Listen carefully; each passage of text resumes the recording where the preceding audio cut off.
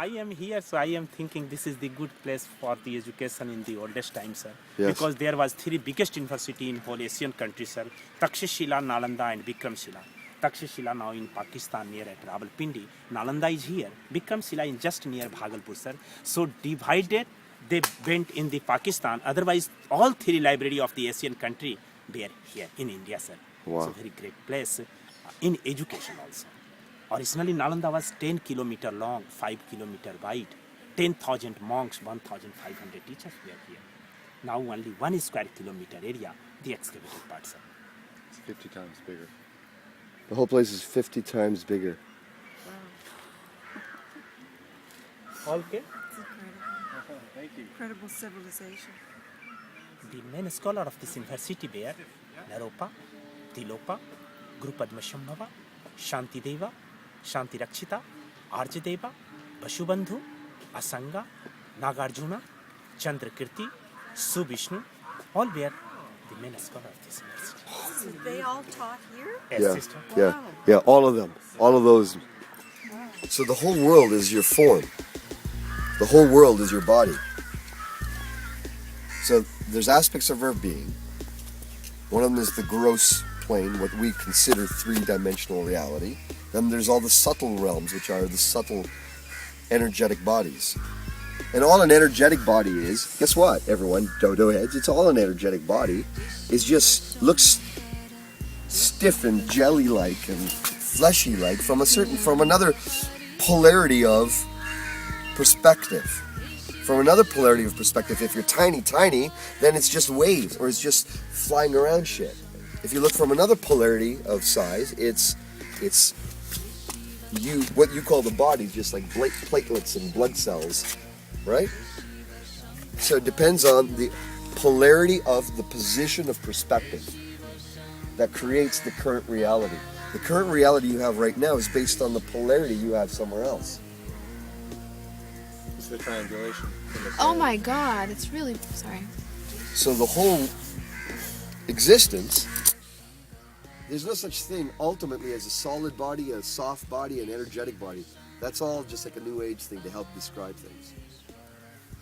Because it's all an energetic body, whatever you perceive. So for example, if you had an infrared machine that sees infrared, it doesn't see infrared, it translates infrared spectrum of wavelength into a spectrum of wavelength that we can actually perceive. It's a translation. Same as X-rays. It's a translation. When you see an X-ray, you don't see X-rays.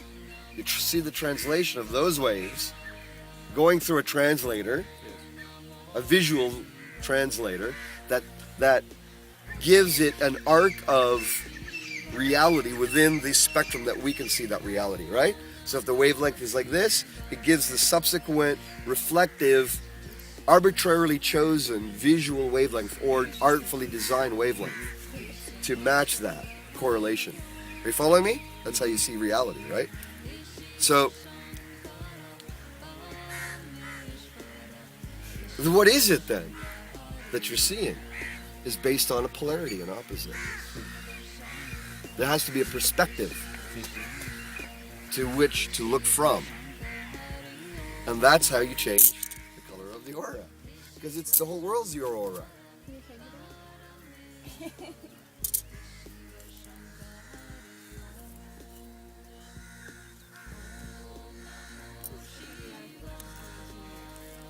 Well, you are just imagining it. Now, the error would be to apply any significance to this, unless it does society any good. If it doesn't, it's good to discard, good to talk about, have fun with, chat over tea. You know what I mean?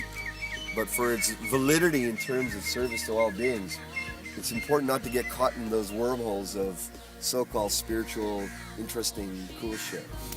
Whereas truth is, truth and love, I mean, they seem virtuous, but aren't they the fundamental units of life that go, when they're going right, you feel, and everyone feels around you, damn good. The things go best, aren't they? It's practical to live from truth and love. No philosophy is needed. The taste of it, that's all that's needed. and a constant dipping into that understanding and that well, which brings people to live better without any type of philosophy.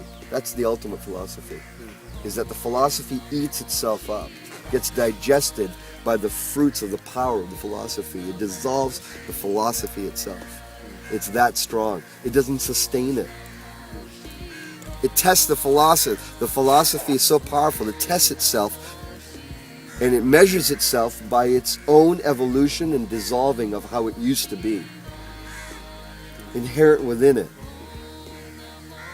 is its own current death and demise. It's true of all things, though, right? Well, if we align our philosophy with that, then Then it becomes, yeah. well, at least I used to think so. But then that philosophy. But that died.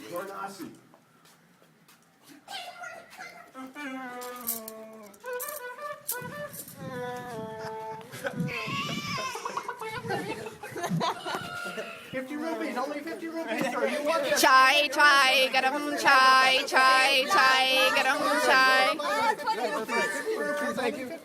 Chai.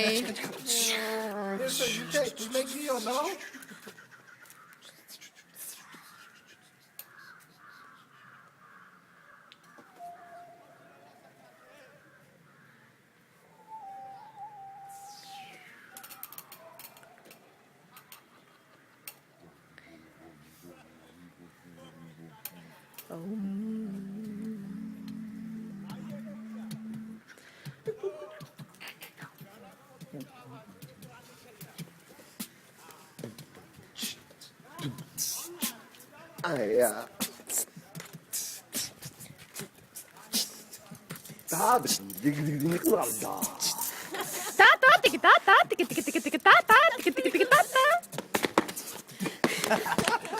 Ta ta tiki tiki ta ta tiki tiki ta ta ta ta ta ta ta ta ta tiki tiki ta ta tiki tiki ta ta tiki tiki ta ta ta ta tiki tiki ta ta tiki tiki ta ta ta ta ta ta ta.